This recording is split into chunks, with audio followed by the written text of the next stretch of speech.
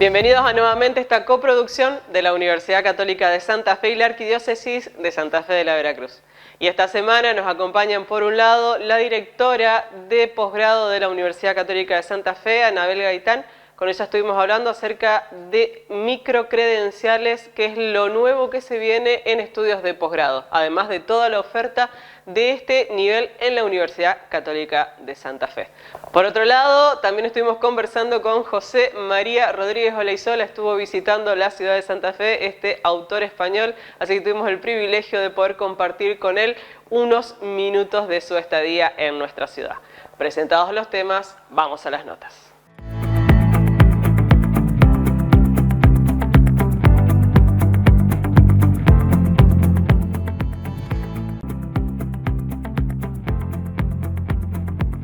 Y nos acompaña la doctora Anabel Gaitán, ella es la directora del Departamento de Posgrado de la Universidad Católica de Santa Fe, y con ella queremos conversar acerca de lo que se viene en materia de educación superior en posgrados.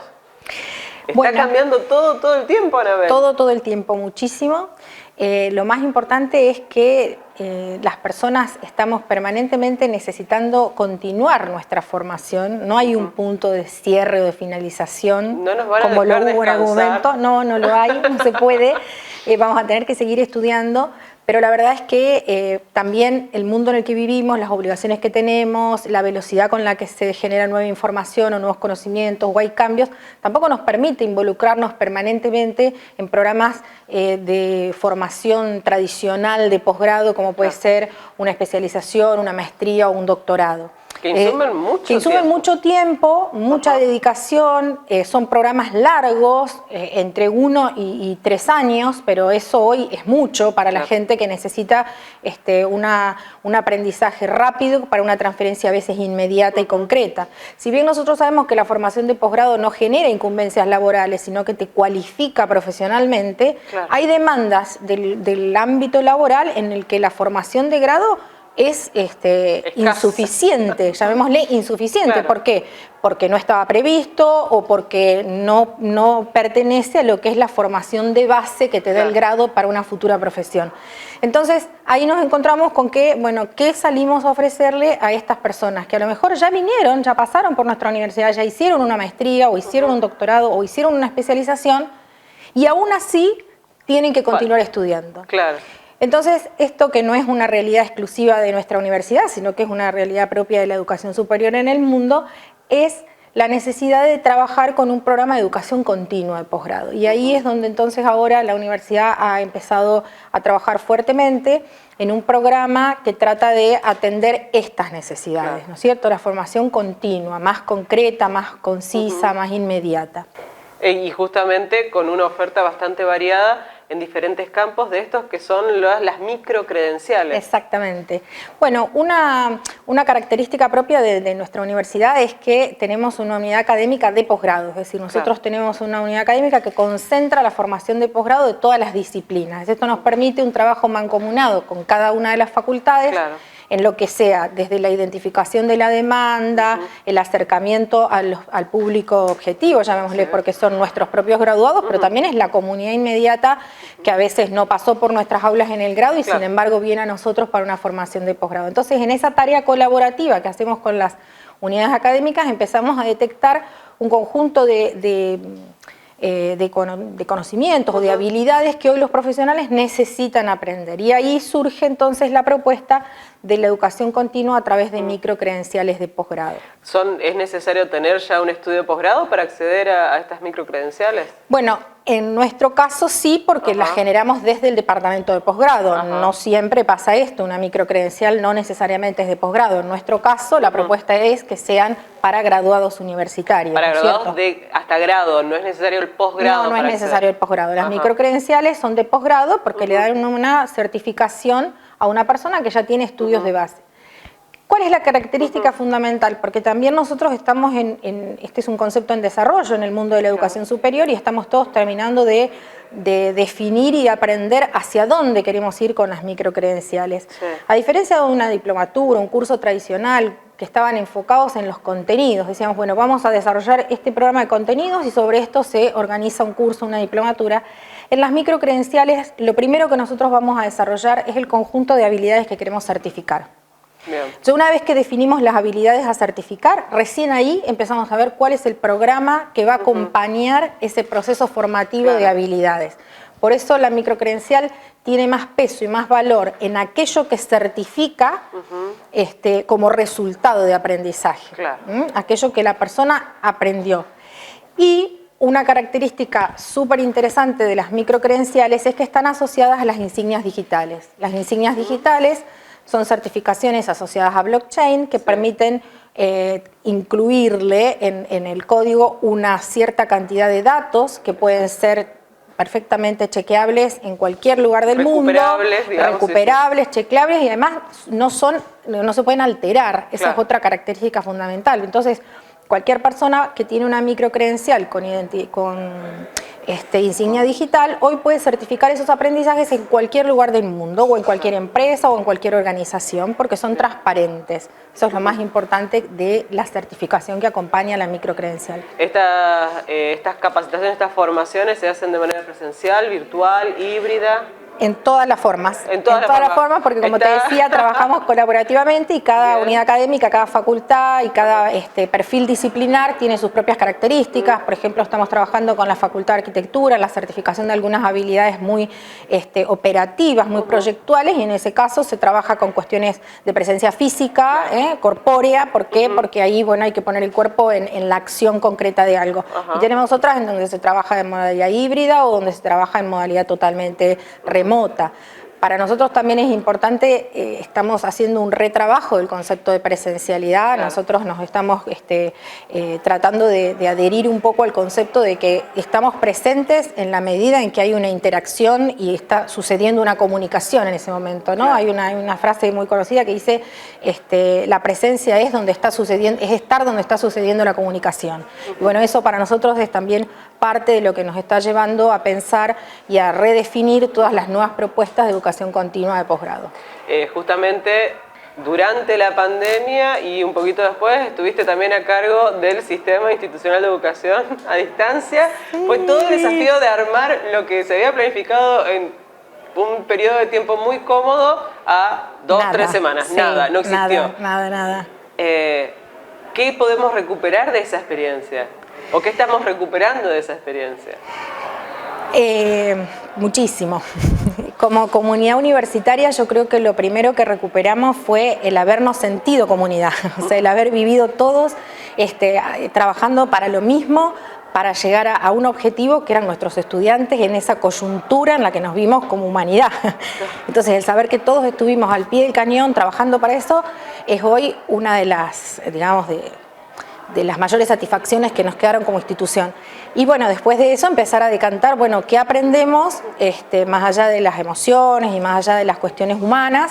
¿Qué podemos sacar en limpio para transformar nuestras prácticas? Porque lo más importante es esto, transformar nuestras prácticas, es decir, no pensar que tuvimos que hacerlo de esa manera y ahora volver a hacerlo como lo hacíamos antes, ¿no? Esto del volver, es como que intentamos en todos los planos volver al 2019 a algo que evidentemente ya no existe, pero que sigue tirando, que sigue haciendo una resistencia muy grande. Exactamente, porque además nos dimos cuenta, más allá de las personas que estábamos desde antes en el tema de la educación a distancia, creo que como comunidad en general nos hemos dado cuenta y hemos perdido muchos miedos, hemos derrumbado muchos prejuicios respecto de la virtualidad como elemento participativo de un proceso de enseñanza y de aprendizaje, ¿no es cierto? Hemos revalorizado la presencialidad también. Bueno, eso es lo que tenemos que hacer. No sé si lo hicimos completamente, pero es parte de lo que tenemos que hacer. O sea, hace tantísimos años atrás, más de 20, un neurólogo argentino, Antonio Batro, decía: tenemos que usar la tecnología para pasarnos información y reunirnos a celebrar el encuentro.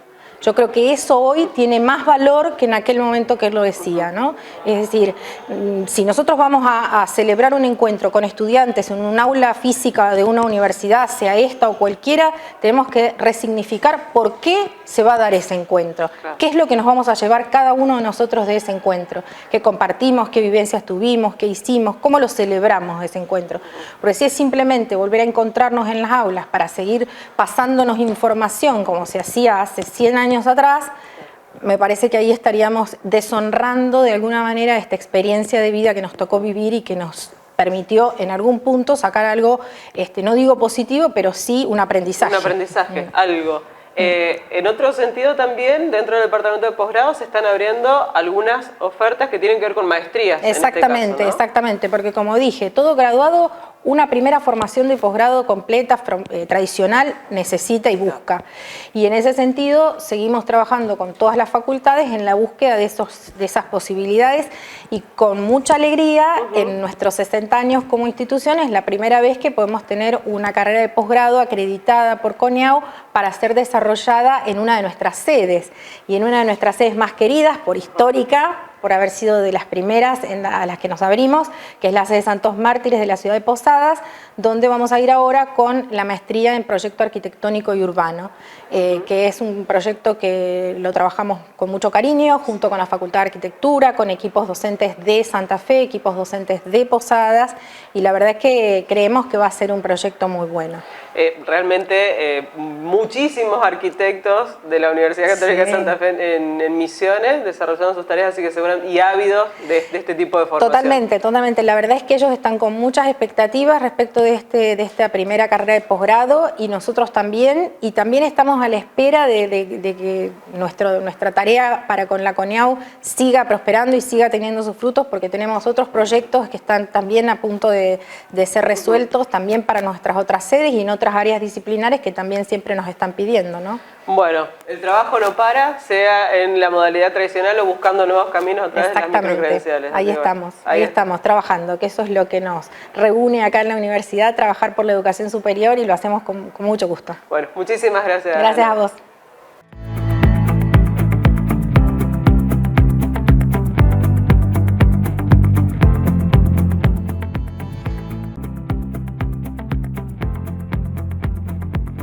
Y un placer presentarles a José María Rodríguez Olaizola, que está visitando Santa Fe, está haciendo una gira presentando su último libro, pero presentándonos toda su obra, que estuvo acompañándonos durante este tiempo.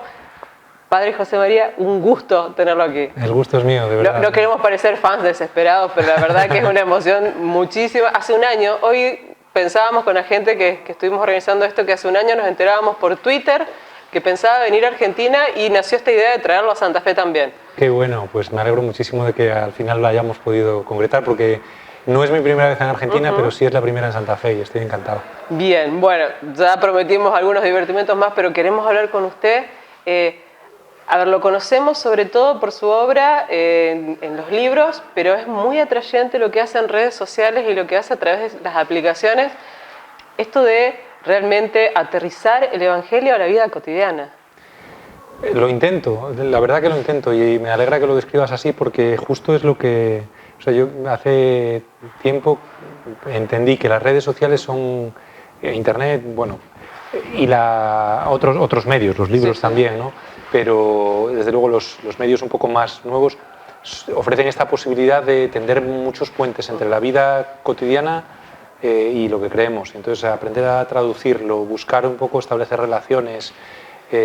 Lo que permiten las redes es llegar a gente que a lo mejor no llegarías en otros ámbitos, que no pisa una iglesia, que no compra un libro tampoco. Que no va a leer un libro religioso, efectivamente, pero que bueno, que al mismo tiempo está curioseando y algo le llega y dice, pues esto parece que habla de mi vida, ¿no? Y que habla de humanidad, porque me parece que justamente eso es lo que más se puede recuperar de las intervenciones y de incluso de su obra dentro de lo que es los libros que ha escrito, reconocer esta humanidad tan necesaria en este momento. Es que en el fondo creo que, o sea, hablar de la fe no puede ser hablar de solo trascendencia sin referencia al mundo y a nosotros mismos. Es que al final va todo tan unido y entonces sí, al final hablar de la fe también es hablar de lo que nos pasa por dentro, de tormentas, de la felicidad, del sufrimiento, de las encrucijadas en las que tenemos que andar, de las intemperies en las que nos perdemos, de soledad, del paso del tiempo, de todas esas cosas, ¿no? Y al final todo eso hay una lectura creyente de ello. Y esta figura del baile, que está en muchos... y que este baile también con otros, es como muy, como que fluye Es de que yo alguna creo que, manera, bueno, ¿no? partimos de una cosa y es a mí me encanta bailar. Ajá. Ahora ya bailo un poco, pero cuando era joven bailaba mucho. Y bueno, ahora bailo de otra manera, bailo con el tiempo, con la soledad, con Dios, bailo un poco eso, pues un poco la metáfora, ¿no? Y es que me parece que es una imagen que habla mucho, porque efectivamente creo que todos bailamos de distintas maneras y además caben bailes cuando estás eufórico y jubilosos y alegres, caben bailes compartidos, caben bailes ruidosos, cabe un baile solitario también, ¿no? Y uno a veces, o sea, creo que ahí es una imagen muy potente.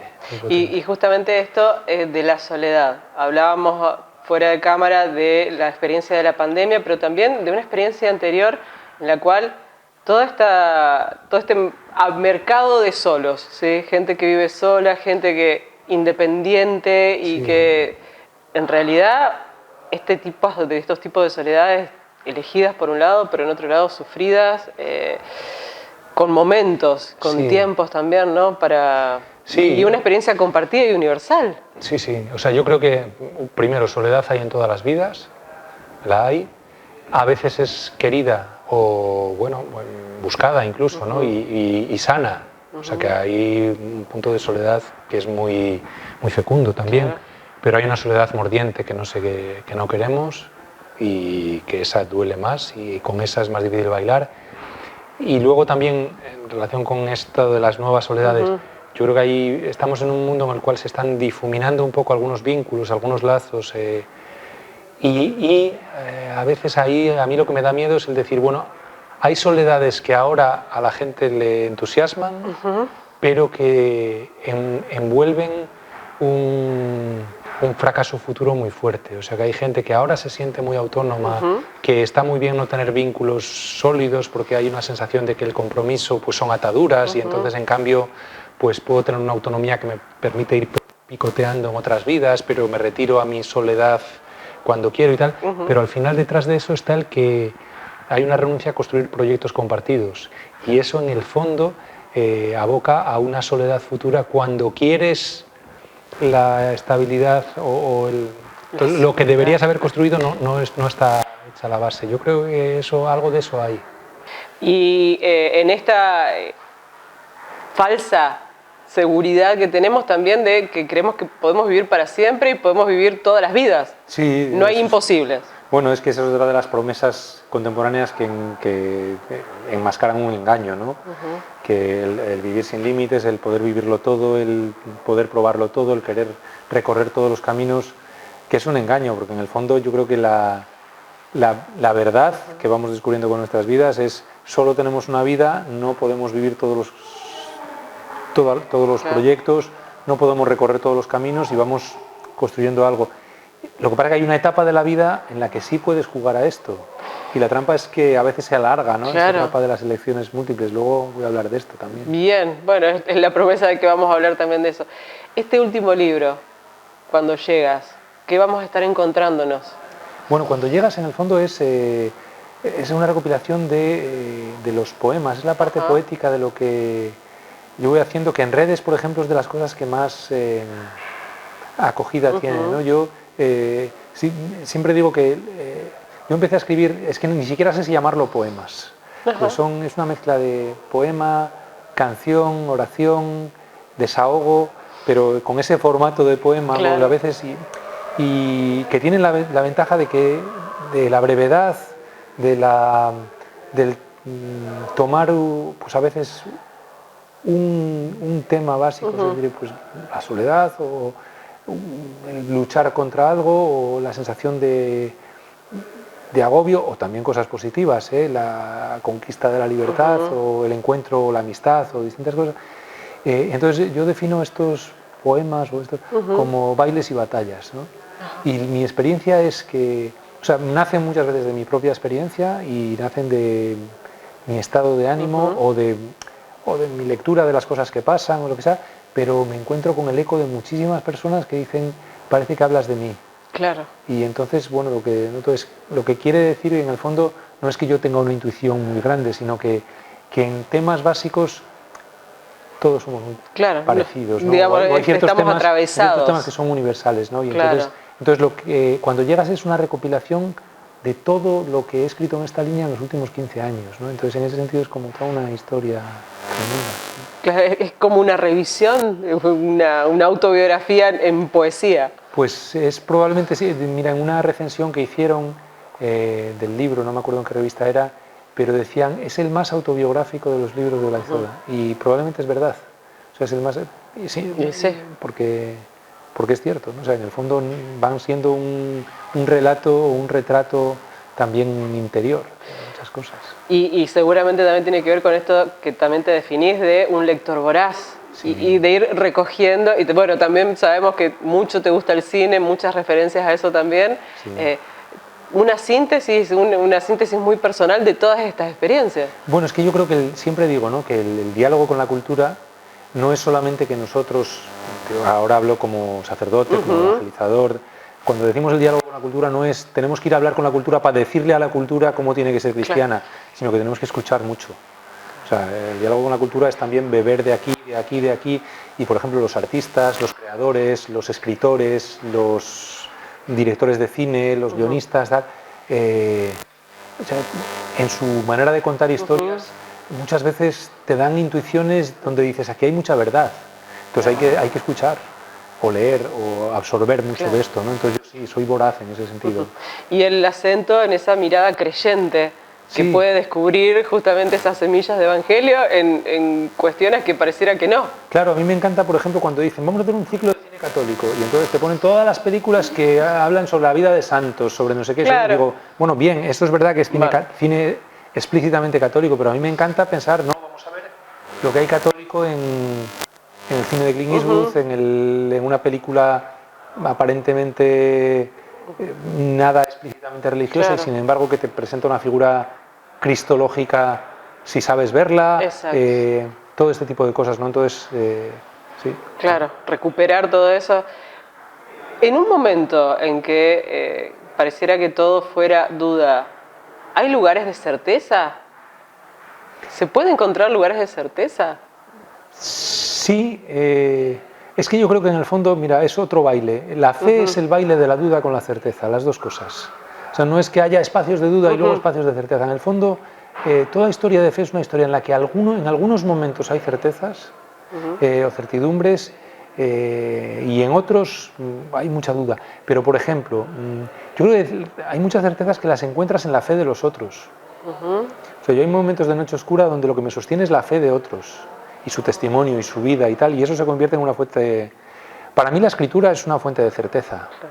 O sea, no porque diga sé interpretarla perfectamente, todo esto que... No, de hecho hay muchas búsquedas de cómo entender esto que pone la Biblia, pero para mí la certeza es, detrás de esto hay una verdad revelada que es buena para el ser humano, para la creación, y hay que buscarla, ¿no? Entonces, para mí, muchas veces encuentro respuestas ahí a búsquedas, incluso aunque sean incompletas las respuestas que encuentro, pero hay un punto de certidumbre, ¿no? Entonces, más que certidumbres y dudas, la búsqueda sería la clave, permanecer en ese estado. Bueno, yo creo que una descripción del cristiano del siglo XXI es buscador de Dios. O sea, creo que así como ha habido épocas en las que se hablaba del apóstol o del cruzado, o del... Hoy en día, en este mundo donde parece que la divinidad se esconde, que la gente le da la espalda a la fe, que hay mucha secularización, que nos preguntamos dónde está Dios, creo que buena parte del testimonio que podemos dar es hemos elegido vivir buscando a Dios. Y hay momentos en los que encuentras y pones sobre la mesa lo que has encontrado y luego sigues buscando.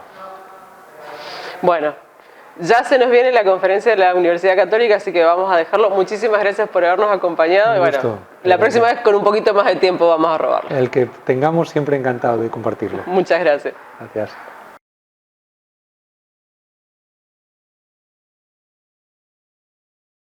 Y esto ha sido todo por esta semana. Muchísimas gracias por acompañarnos. Muchas gracias a la librería de la Universidad Presbítero Leyendecker, a Carlos Borra y a Marcelo Actis, que nos reciben siempre en este espacio. Si quieren volver a ver nuestras producciones, lo pueden hacer en nuestro canal de YouTube UCSF TV. Muchísimas gracias, buena semana.